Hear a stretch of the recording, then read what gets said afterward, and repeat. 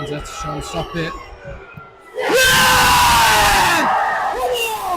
Derby County host Millwall at Pride Park Stadium in John Eustace's first home game since arriving as new Derby County manager. It's going to be very interesting to see how we set up. We obviously saw some slight changes heading into that QPR game, but with just one session, it wasn't really a John Eustace team, and we're going to get closer and closer to that as the weeks go by. Obviously, Derby County have brought in Kmar Roof over the course of the last few days. It's going to be interesting to see if he gets on the pitch. He seems to think he's fit, firing and ready and available to help support the likes of Lars Jørgen Selverson and Jerry Yates up front. But how is the midfield going to shake up? We saw Ibu Adams have a bit of a stinker versus QPR. It's going to be very, very interesting to see. We'll be heading down to Pride Park in just a few moments' time. If you haven't done so already, hit that subscribe button, hit the like button and turn on that notification bell. Let me know your thoughts of the game down in the comments. We're going to get into the matchday footage right now. And it is time to go. John Eustace area. A few changes. Ozo, Jackson and Kozo. Let's see what Derby County can do. Off we go.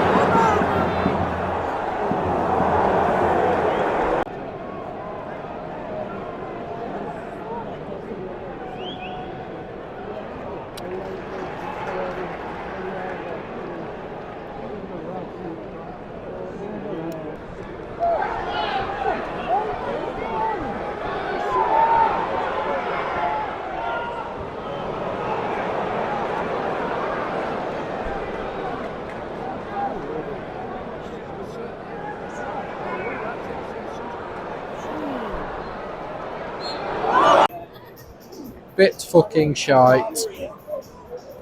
Changes, please. Changes. And the second half is underway.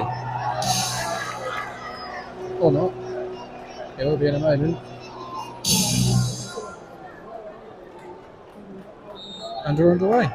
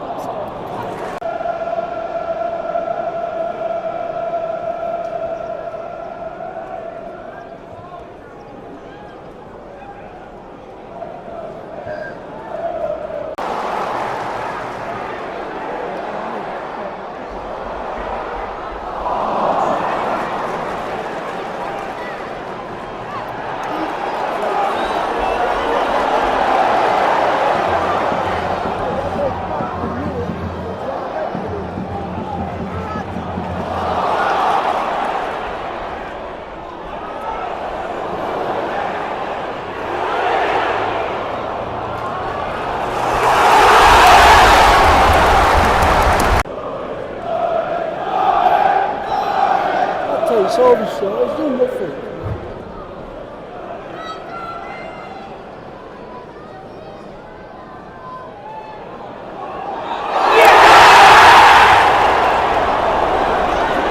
How did that not go in?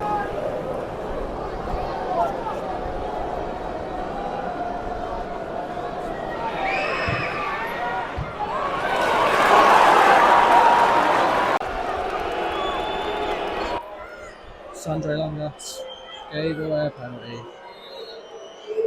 Widel Zetterstrom, stop it.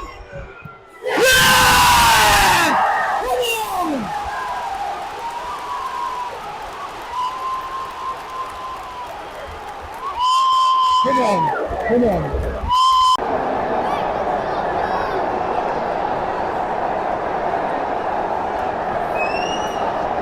Fucking cool it is.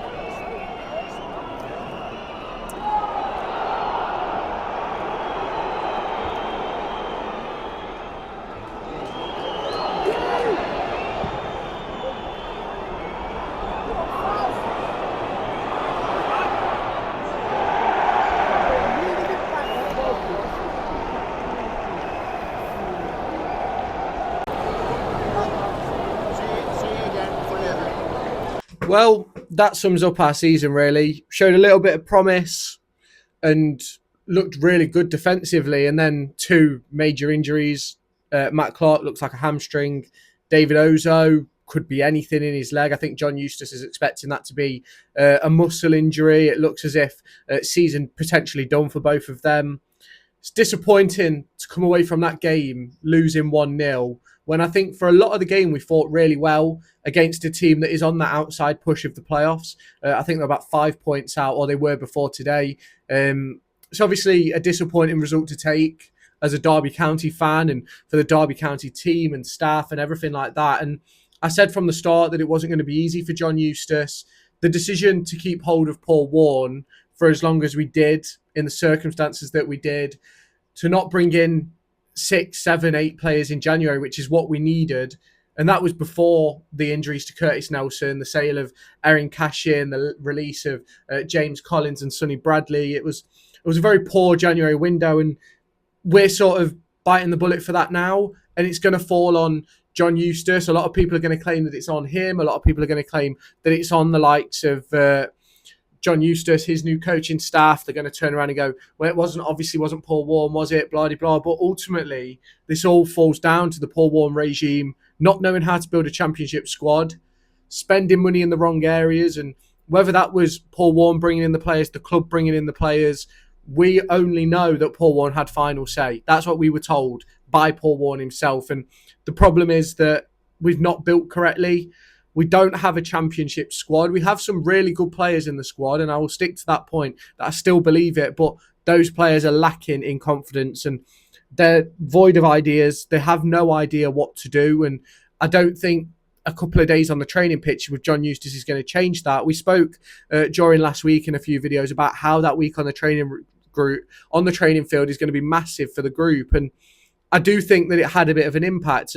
I couldn't tell you what formation we were playing today. At times it looked like a 4-4-2. At other times it looked like a 5-3-2. And obviously with Kenzo, it felt like a lot of the time he was out on that left-hand side, sort of hung out to dry. And I do think he got involved in the game and made things happen, but there just isn't that enough quality in the squad. And it's very disappointing. And I do think it's getting to the point now where we're sort of resided to going down to League One, and the potential difficulties we're going to have in League One now is that we've lost pretty much all the quality that we had in the squad when we went down originally, in the likes of Jason Knight, Max Bird, Louis Sibley, Erin Cashin, and the players that we bought in that were quality, your likes of McGoldricks, your Mendes Langs, your Barkazens, are now at the end of their career or not here anymore. And we're in a very, very difficult spot. It's probably time where John Eustace starts to go, you know what?